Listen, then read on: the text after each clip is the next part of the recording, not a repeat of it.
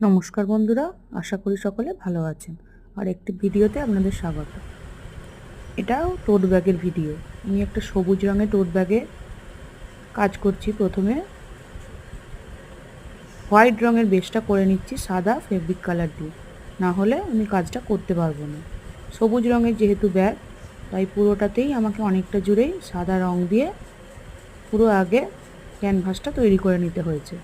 এরপরে আমি ড্রয়িং করে ছবি আঁকবো। তো সাদা রং দিয়ে আমি করছি কাজটা। যেখানে যেখানে ভালো হয়নি, সবুজটা চাপা পড়েনি, সেখানটা আমি দিচ্ছি। হয়ে গেছে।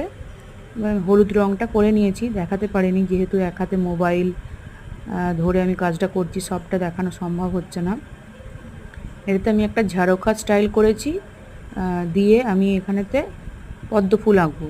ওই পিছাই স্টাইলের যে পদ্ম ফুল সেটা আঁকবো। তার আগে আমি একটু ঝাড়খা স্টাইলটা করে নিচ্ছি।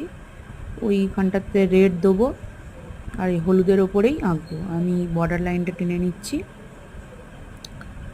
আমার দেখতে পাচ্ছ আমি এক হাতে মোবাইল ধরে করছি বলে এরকম খানিকটা কেটে যাচ্ছে। এই যে আমি এঁকে নিয়েছি।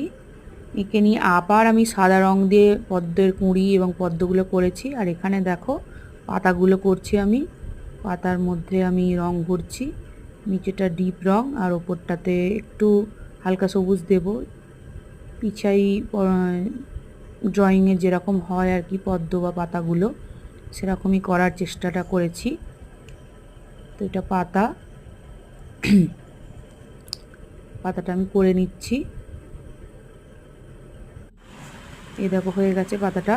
এবার আমি পদ্ম ফুলগুলো রং হয়ে গেছে, আমি বর্ডারগুলো একটু ভালো করে করছি। পদ্মের রংটা গোলাপি সাদা মিশিয়ে করেছি, আর বর্ডার লাইনটা রেড দিয়ে করেছি,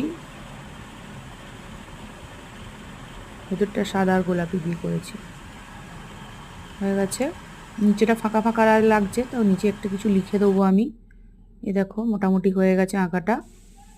এই দেখো আমি লিখে দিয়েছি ওই গানটা, একটা বাংলা যে গান আছে সেই গানের দুটো লাইন লিখে দিয়েছি। যেহেতু পদ্ম নিয়ে আঁকা হয়েছে, তাই পদ্ম বনে বনে নদীর ধারে তোমাকেই দেখেছি। আর নিচেটা ভীষণ ফাঁকা ফাঁকা লাগছিল, ভাবলাম এটা কিছু কবিতার লাইন বা গানের লাইন লিখে দিলে ভালো লাগবে।